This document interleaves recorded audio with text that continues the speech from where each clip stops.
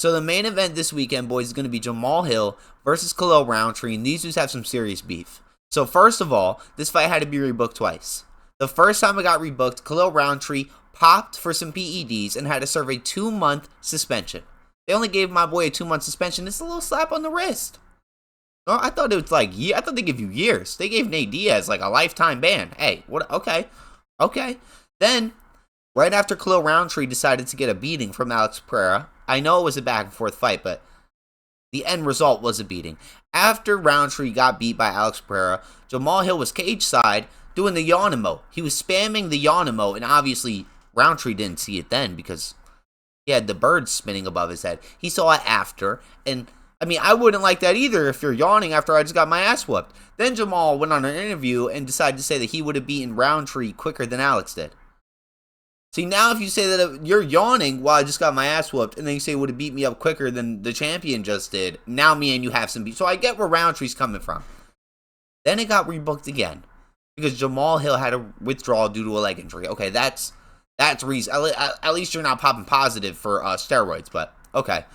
Jamahal was interviewed by the Schmo in about May of this year, and during the interview, Jamahal talked about a little weird locker room experience that he had with Rountree, and he said Rountree went up to him and said, "Man, I don't really like you." And Jamahal responded by saying, "Man, I don't even know you. We haven't even had a conversation."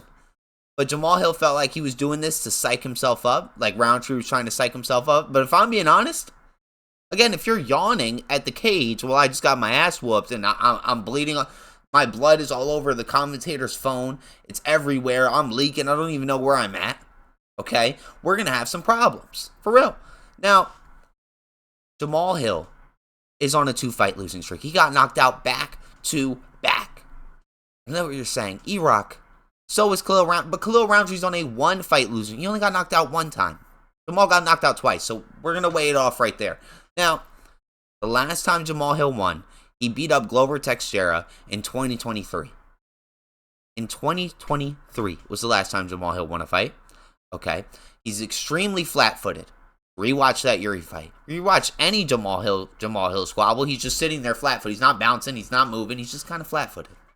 Now, Khalil Rountree won a title shot off of beating up Anthony Smith.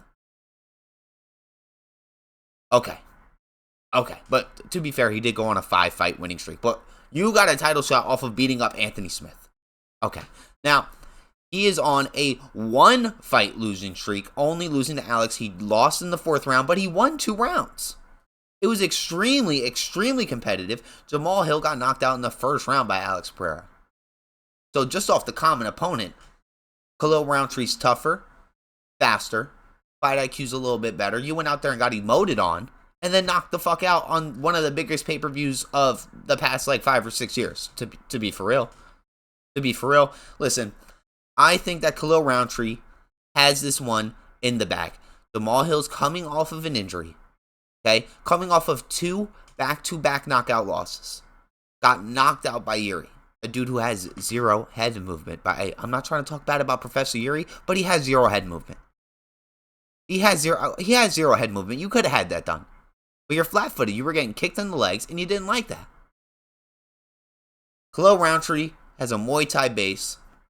He's going to be spamming these dangerous-ass, winding, low kicks. He's going to be cracking those legs. He's going to be cracking those injured, flat-footed legs of yours, Jamahal Hill. Now, yes, this is the fight for 3rd place.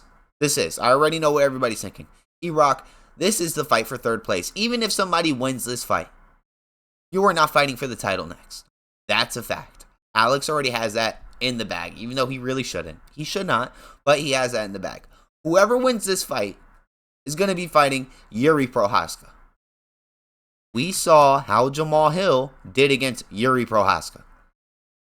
I would have to say, no bueno. No bueno. I do not want to see Yuri Prochazka versus Jamahal Hill. Yuri Prochazka got Jamahal Hill out of there in 3 rounds. Khalil Rountree has 5. Now, obviously, Khalil Rountree's not as unorthodox as Yuri Prochazka. Say Yuri Rountree, but I'm gonna say he pressures a lot more. He's gonna be moving forward. He does not like Jamahal Hill. He was spamming the yawn emote cage side while my boy was getting concussed. I'm going to go Rountree. I'm going to go KO. I don't know what round. But I'm totally going to go KO TKO. I do not think that Jamahal has it. Okay? I think he's just trying to fight out his contract, if we're being for real. He's trying to fight out his contract. The last time you won a fight was in 2023 against somebody's fucking coach. And Alex is considering retirement. That's how long ago you won a fight. If you're picking Jamahal Hill, listen, I know I said this for the Buckley fight. But if you're picking Jamahal Hill, I don't know what is wrong with you. But both of these dudes are coming in there with PTSD. They're both coming in off of knockout losses, but Jamahal Hill has 2 knockout losses back-to-back.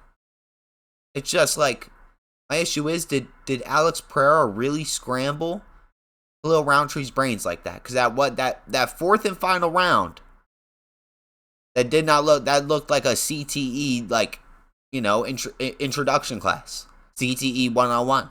It did not look safe. So I'm gonna hope and pray that Khalil Rountree has this in the back. Jamahal Hill, his injury is gonna be tagging at him. He's gonna stay flat-footed. Khalil Rountree is gonna use his Muay Thai experience to push forward, spam those leg kicks, and use some straights.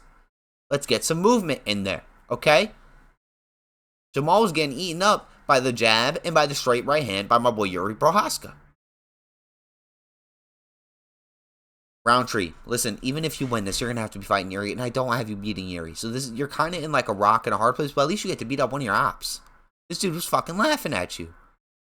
Go get your W. Go get your lick back. You almost had that against Alex. If you survived the end of that round, you could have recovered, and then it was up to the 5th round anyway. You won the first 2 rounds. You did. If Jamahal wins this, I don't know what they're gonna do. They're not gonna give him the Yuri fight. They're not. I mean, it was entertaining, but like, that was a fucking beating. That was a beating. Good luck. Hey, this is the best card of the summer. Later this week, I'm gonna be dropping a breakdown of the co-main event: Ignacio Bahamondes versus Rafael Fiziev. We're gonna be in there. Spoiler alert: we are going with Rafael Fiziev. Hopefully. Hey, that might change. That might change by the time the video comes out. You have to tap in. You gotta subscribe. I'm out of here, boys. I'll catch you guys in a little bit.